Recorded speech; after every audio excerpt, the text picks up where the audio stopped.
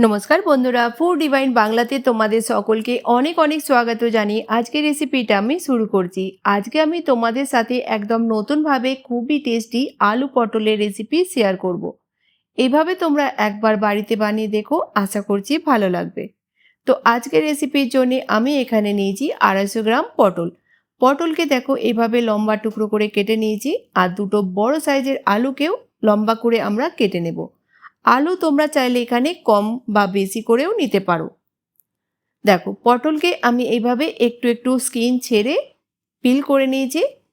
এবার বীজখান থেকে এইভাবে চিরা লাগিয়ে আমাদের একদিকে এইভাবে 3 টুকরো করে নেব, মানে একটা পটলকে আমরা 6 টুকরো করে কেটে নেব।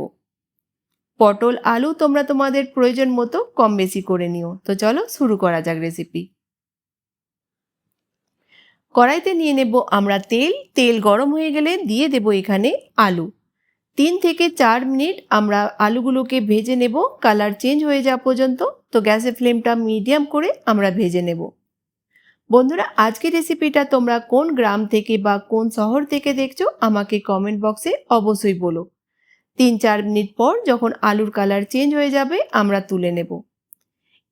এবার দিয়ে দেব 1 চামচ গোটা জিরাকে আমরা ভেজে নেব, আর দিয়ে দেব এখানে দুটো মিডিয়াম সাইজের পেঁয়াজকে ছোট ছোট টুকরো করে কেটে, আর 2 থেকে 3টে কাঁচা লঙ্কা দিয়ে দিলাম বীজখান থেকে চিরা লাগিয়ে। 1 মিনিটের জন্য পেঁয়াজকে আমরা ভেজে নেব। 1 মিনিট পর দিয়ে দেব এখানে পটল, দেব এখানে লবণ স্বাদ মতো, আর দেব এখানে 1/4 চামচ হলুদ গুঁড়ো।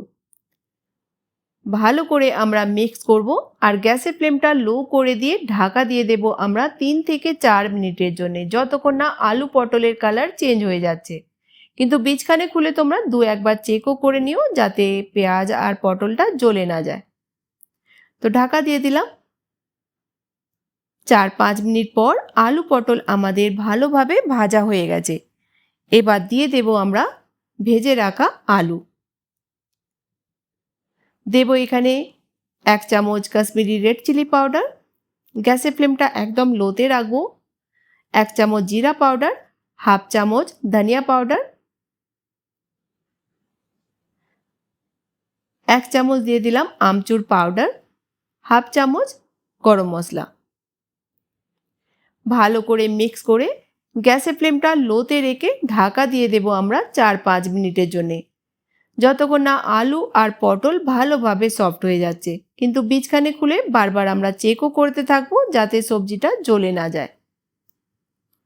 দেখো আলুগুলোকে ভেজে নিয়েছি, তো বেশিক্ষণ লাগবে না সিদ্ধ হতে। 4-5 মিনিটের জন্য ঢাকা দিয়ে দিলাম।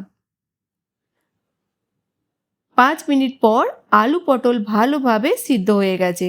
দিয়ে দেব ধনেপাতা কুচি। ভালো করে মিক্স করে আমরা গ্যাসের ফ্লেমটা বন্ধ করে দেব। তোমরা দেখেই বুঝতে পারছো এটা খেতে কতটা টেস্টি। তো আজকের রেসিপিটা তোমরা একবার হলেও বাড়িতে বানিয়ে দেখো, আশা করছি খুবই ভালো লাগবে। রুটি, পরোটা, লুচি, ভাত যার সঙ্গে মর্জি তোমরা এই সবজিটা কিন্তু খেতে পারবে। তো চলো সার্ভ করে নিই।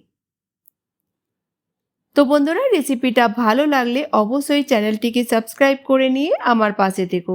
ভালো লাগলে রেসিপিটা খাবার পর বন্ধুদের সাথে বেশি বেশি করে শেয়ার করো।